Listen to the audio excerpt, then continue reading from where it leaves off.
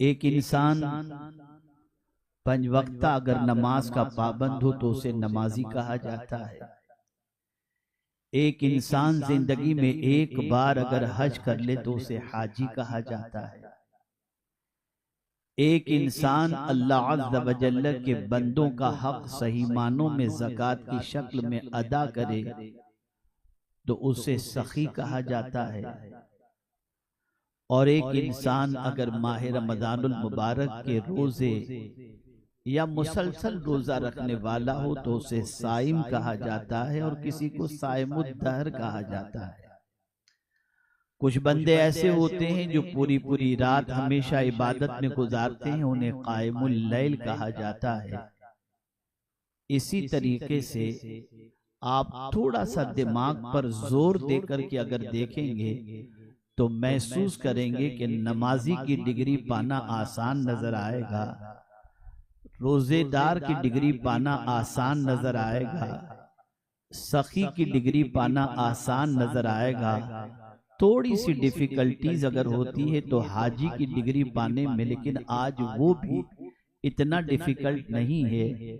हाजी की डिग्री पाना भी थोड़ा सा आसान है, लेकिन चश्मे तसव्वुर में सोचिए कि शहीद की डिग्री पाना कितना मुश्किल है।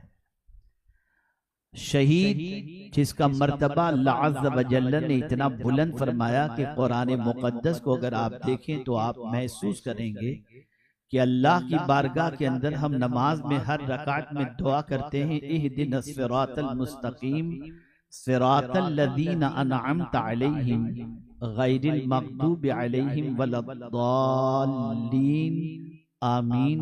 हमको सीधे रास्ते पर चला, उनके रास्ते पर चला जिन पर तेरा इनाम नाजिल हुआ। और इनाम याफ्ता बंदे कौन हैं? तो कुरान कहता है अनअमल्लाहु अलैहिम मिनन नबिय्यीन वस्सिद्दीकीन वश्शुहदा वस्सालिहीन। गोया कि हम नमाज की हालत में अल्लाह की बारगाह में दुआ करते हैं कि अल्लाह हमें अंबिया के रास्ते पर चला, सिद्दीकीन के रास्ते पर चला, शुहदा के रास्ते पर चला, सालिहीन के रास्ते पर चला। लेकिन आप अगर देखें जिनके रास्ते पर चलने की दुआ हालत नमाज में हम करते हैं, जब उन शहीदों की जिंदगी को पढ़ते हैं तो घबराते नजर आते हैं, डरते नजर आते हैं। एक तकलीफ भी गवारा करने के लिए हम तैयार नहीं हैं, लेकिन शहीद छोटी सी तकलीफ गवारा नहीं करता, बल्कि उसकी जिंदगी की पूरी पूंजी बारगाहे समदियत में कुर्बान करता हुआ नजर आता है। एक शहीद की जिंदगी का अगर आप मुताला करें तो आपको पता चलेगा दुनिया का इंसान कलमे के जरिए अल्लाह के एक होने की गवाही देता है, कलमे शहादत पढ़कर अल्लाह अज़्ज़ व जल्ल के एक होने की गवाही देता है। कोई कलम के जरिए गवाही देता है, कोई तकरीर के जरिए गवाही देता है, लेकिन शहीद उसे कहते हैं जो अपनी जान दे करके गवाही देता है कि मेरा खुदा एक है। अल्लाह अकबर। मेरे प्यारे आका सल्लल्लाहु तआला अलैहि वसल्लम के प्यारे दीवानों, आप जरा देखें कुरान मुकद्दस ने शहीद के मर्तबे के हवाले से चूं चेरा करने वाले, एतराज करने वाले, शक व शुबा में गिरफ्तार रहने वाले, उनके जमीर को कैसा झिझोड़ा, उनकी जबान पर भी ताला लगा दिया, उनकी खोपड़ी पर भी ताला लगा दिया। कुरान कहता है वाला तक़ूलू लिमन युक़तलु फी सबीलिल्लाहि अमवात, अल्लाह की राह में कत्ल किए जाने वाले को मुर्दा न कहो। पता चला हर बात कहने की नहीं होती। बज़ाहिर तो हमें समझ में आता है कि एक इंसान के जिस्म से रूह निकल चुकी है, नमाज़े जनाजा पढ़ी जा रही है, लेकिन कुरान कह रहा है भले तुम शहीद की नमाज़े जनाजा पढ़ रहे हो, लेकिन खबरदार तुम ये न कहना कि ये मुर्दा है। जैसे आम इंसान मरते हैं वैसे ही इसकी मौत को तसव्वुर न करना। और कुरान ये कह रहा है कि तुम इनको जिंदा तसव्वुर करो, इसलिए कि मैंने इनको जिंदगी दी है। अल्लाह फरमाता है एक इंसान मरता है, बिस्तर पर मरता है, एक इंसान मरता है, बीमारी में मरता है, एक इंसान राह चलते हुए ठोकर लगती है तो मरता है, एक इंसान न जाने किस किस तरीके से मौत के दरवाजे पर दस्तक देता है। लेकिन शहीद का मामला यह है कि कुरान कहता है कि मुर्दा इसलिए मत कहो कि इसने तिजारत के लिए वक्त देकर या सफर करके जान नहीं कुर्बान की, बल्कि फी सबीलिल्लाह ये मरा है तो अल्लाह की राह के अंदर मरा है, और जो अल्लाह की राह के अंदर जान दे, कुरान कहता है उसे मुर्दा न कहो बल्कि वो जिंदा है। ऐसा जिंदा है कि तुम्हारे शऊर के अंदर इसकी जिंदगी आ ही नहीं सकती। अब आइए थोड़ा सा समझाऊं, वला तक़ूलू और न कहो। हम देख रहे हैं कि शहीद की नमाज जनाजा हो रही है, हम देख रहे हैं कि शहीद की बेवा इद्दत गुजारने के बाद दूसरे के निकाह में जा रही है, हम देख रहे हैं कि शहीद का तरका तकसीम किया जा रहा है, विरासत के अंदर वारिसों को उसका तरका तकसीम किया जा रहा है। ए अल्लाह, जब नमाज जनाजा भी पढ़ रहे हैं, उसकी बेवा इद्दत गुजारने के बाद दूसरे के निकाह में भी जा रही है, उसका तरका भी तकसीम किया जा रहा है, और मौला तू कह रहा है कि इन्हें मुर्दा न कहो। सारे मुर्दा होने की अलामत तो नजर आ रही है, तो जवाब मिलेगा, बंदे तेरी नजर कहां तक पहुंच सकती है? तू क्या देख सकता है? तू तो यही देखेगा जहां तक तेरी नजर पहुंचती है। तेरे पास वो नजर नहीं तू जो है शहीद की जिंदगी का मुशाहिदा कर सक। अल्लाह अकबर। अल्लाह फरमाता है बल अहया, बल्कि वो जिंदा हैं, वलाकिन ला तशऊरून, तुम्हें उनकी जिंदगी का शऊर नहीं। मेरे प्यारे आका सल्लल्लाहु तआला अलैहि वसल्लम के प्यारे दीवानों, अब आपको मैं थोड़ा सा अकली एतबार से समझाऊं तो बात आपकी समझ में आ जाएगी।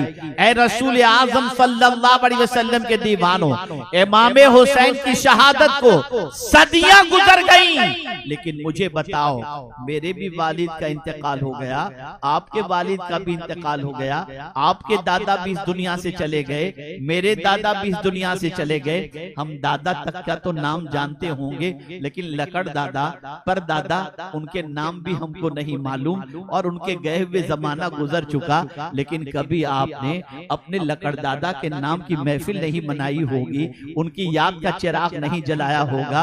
अल्लाह अकबर। हमारे खूनी रिश्तेदार इस दुनिया से चले जाएं, 50-100 साल पुराने हो जाएं तो याद नहीं आती, भूल जाते हैं। बल्कि आज के इस दौर के अंदर तो एक बाप का इंतकाल भी हो जाए तो बच्चा 15वीं शाबान को कब्रिस्तान जाकर अपने बाप की कब्र तलाश करता है कि अब्बा की कब्र कहाँ है।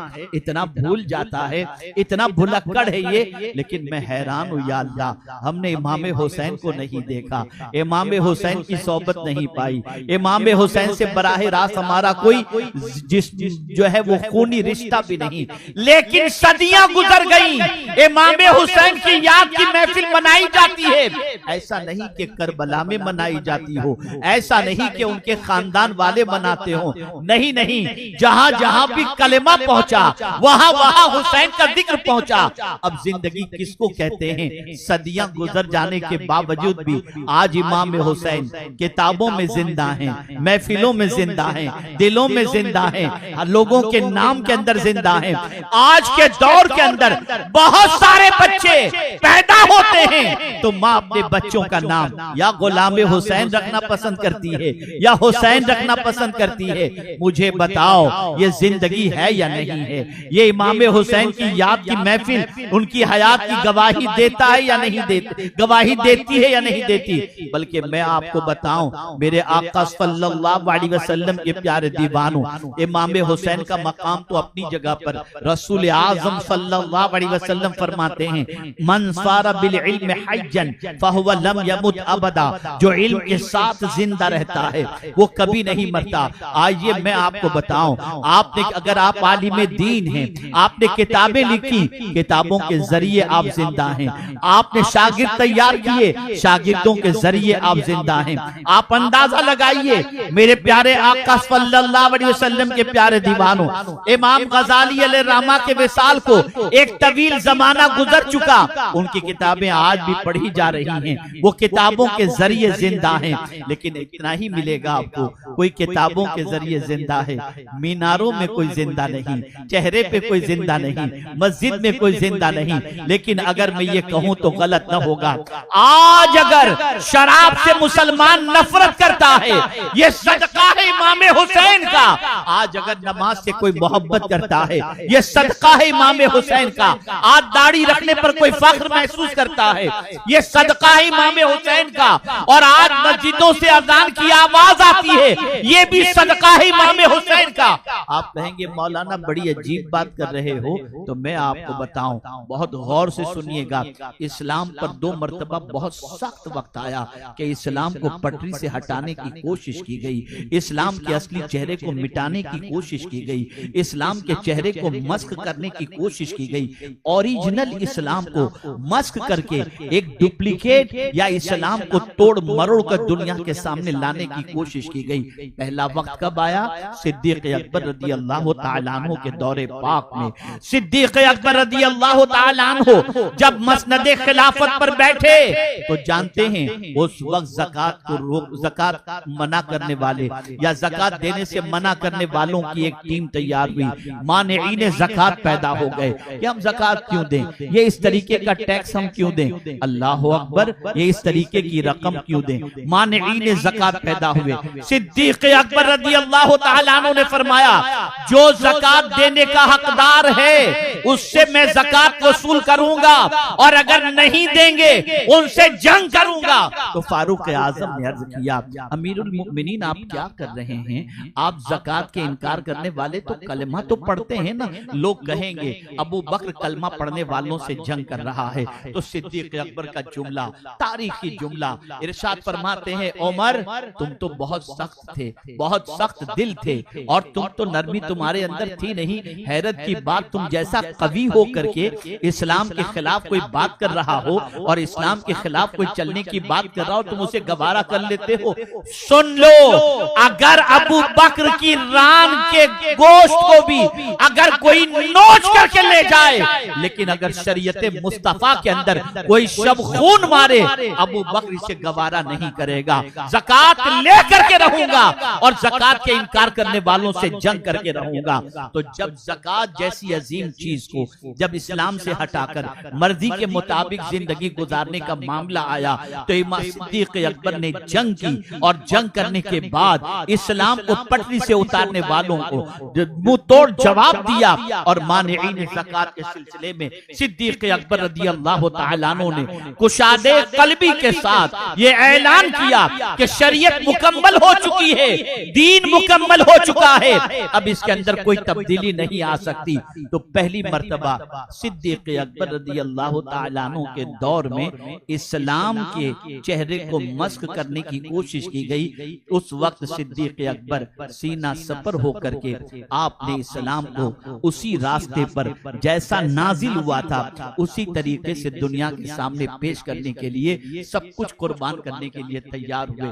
तो पहला वक्त आया था इस्लाम के सिलसिले में सिद्दीक अकबर के दौर में, और दूसरा वक्त आया इमाम हुसैन के दौर में यजीद ने। उस वक्त जो है हलाल को हराम, हराम को हलाल, नमाज, इन सारी चीजों की पाबंदी हटती हुई नजर आई, और शरीयत के खिलाफ हलाल को उसका हराम कर देना, हराम को हलाल कर देना, ये उसका कानून और उसका तरीका वाज़े तौर पर सामने आया। अब सिचुएशन ये थी, या तो यजीद की बैत को कबूल करके यजीद की गलती को सपोर्ट किया जाए, या फिर इस तरीके का इस्लाम जो यजीद पेश कर रहा है उसको या तो फरोग मिलेगा, या जान दे करके वो इस्लाम लोगों के सामने पहुंचाया जाए जो इस्लाम पैगंबर इस्लाम ने अता किया था। इमाम हुसैन जानते थे कि असली इस्लाम पहुंचाना आसान काम नहीं है, और तारीख उठा करके देखिए, जितने भी अंबिया किराम ने इस्लाम की दावत पेश की, उन्हें तकालीफ की वादियों से गुजरना पड़ा, उन्हें मुसीबतों की वादियों से गुजरना पड़ा, उन्हें परेशानियों की वादियों से गुजरना पड़ा, सिद्दीक अकबर रज़ी अल्लाह ताला अन्हु को भी उस परेशानी से गुजरना पड़ा। इमाम हुसैन ने देखा कि अगर यजीद को कंट्रोल नहीं किया गया और यजीद के खिलाफ आवाज नहीं उठाई गई तो वो इस्लाम जो रसूल आजम ने पेश किया था उसकी शक्ल खराब हो जाएगी, उसका चेहरा मस्क हो जाएगा। तो इमाम हुसैन रज़ी अल्लाहु मौला तबारक व तआला अन्हु अज़्म मुसम्मम लिए यजीद की बैत का इनकार कर दिया और फरमा दिया इसकी बैत कबूल नहीं की जाएगी। अगर यजीद की बैत कबूल कर ली जाती तो आज जो मुसलमानों के सीनों में गानों से नफरत है, मुसलमानों के सीनों में जिना से नफरत है, मुसलमानों के सीनों के अंदर बुराइयों से नफरत है, ये नफरत कभी बाकी नहीं रहती, मस्जिदों से अजान की आवाज ना आती। ऐ इमाम हुसैन, आपकी अजमतों पर कुर्बान कि आपने सब तो लुटा दिया लेकिन इस्लाम को जिंदा कर गए। आज अगर इस्लाम जिंदा है तो करबला के ताजदार की कुर्बानियों के सदके में जिंदा।